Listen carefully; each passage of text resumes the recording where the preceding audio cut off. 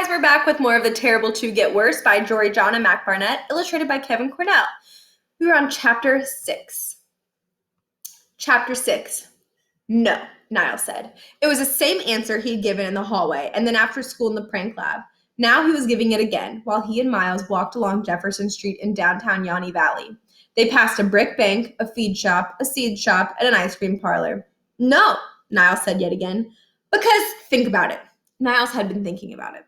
Pranks were invented to unstuff stuffed shirts, to pop overinflated balloons, to embarrass the dour. And what's Principal Barkin if not a dour balloon in a stuffed shirt?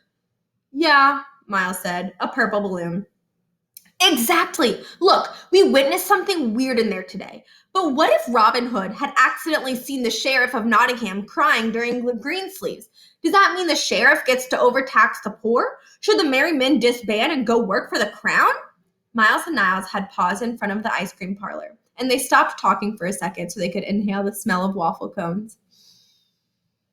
Anyway, said Niles, we can go to the school board meeting and testify on Principal Barkin's behalf. We'll make sure nothing happens to him. Everything will be fine. Now, let's get to this week's etude. For the past few months, Miles and Niles had engaged in a series of exercises designed to develop their pranking muscles, the etudes, or as Miles liked to call them, the hey dudes. Lately, they'd been exchanging a set of objects. They each had 24 hours to design a prank using only those materials. Last week, Miles had given Niles a soccer ball, a bicycle pump, and a tube of industrial-strength superglue. Too easy. This week, Niles had something really special. Here you go. He held out a big spool of thread. Miles stared at the thread. Thread? That's all? That wasn't all. This wasn't just thread. Niles had found this spool in his mom's sewing kit, and he couldn't wait to tell Miles what it did. This isn't just, I've got an idea, Miles said. Wait, said Niles. You don't know. But Miles was already approaching a man wearing denim shorts and a shirt that said, The Edge, world's hardest triathlon. Excuse me, sir, Miles smiled. My friend and I are doing a math project where we have to measure various streets in Yanni Valley. Would you be able to help us? The man looked skeptical.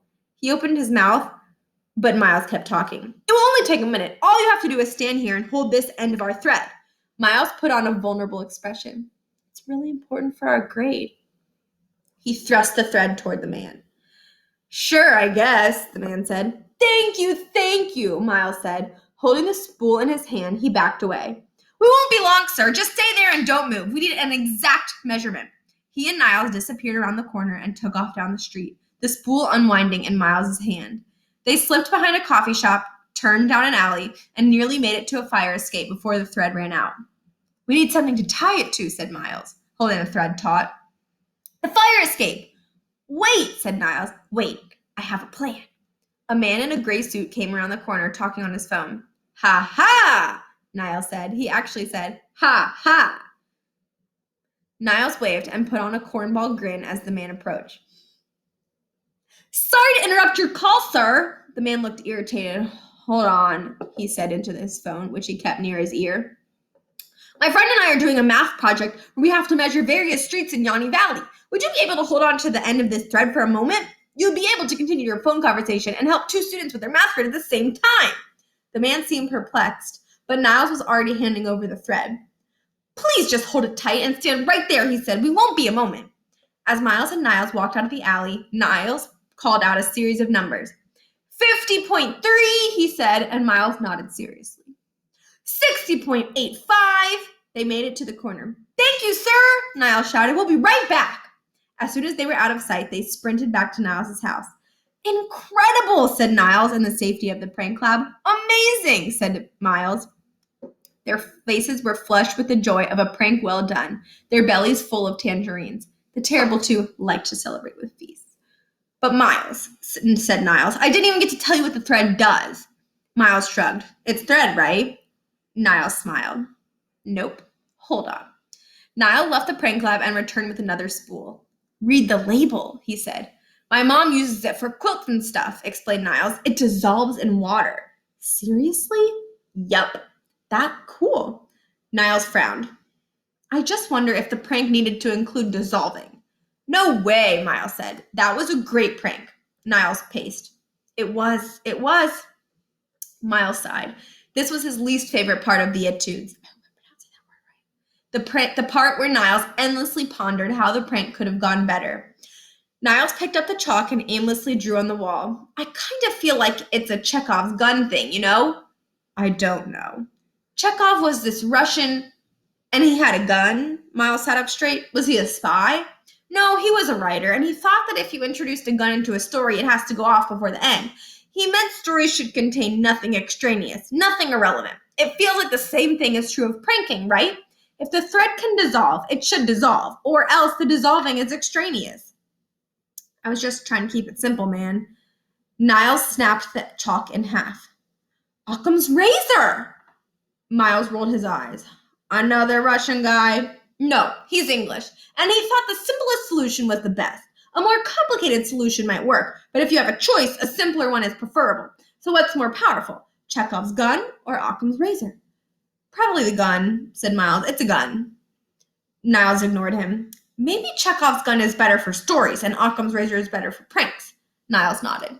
Yes, I think that's right. He pulled out a notebook and started writing something down. What is this music? Miles asked. It's Bach, Niles said, on a Moog synthesizer. I don't even know why I asked, said Miles. Miles peeled a tangerine with his Swiss Army knife. You know you can just use your thumbnail, Niles said. I know, said Miles. Outside, a horn honked 3 times. It was Miles's mom. I have to go, said Miles. Me and my mom are going out to dinner. That night, Niles made himself spaghetti and meatballs. He ate in his room and put on the Bach again. Twirling noodles around his fork, Niles sat and thought about that afternoon's prank. How long had the 2 men stood there? Which one had first decided to follow the thread and see where it was going? Where did they meet? What had they said to each other? There was something beautiful about a prank that paid off when you weren't around.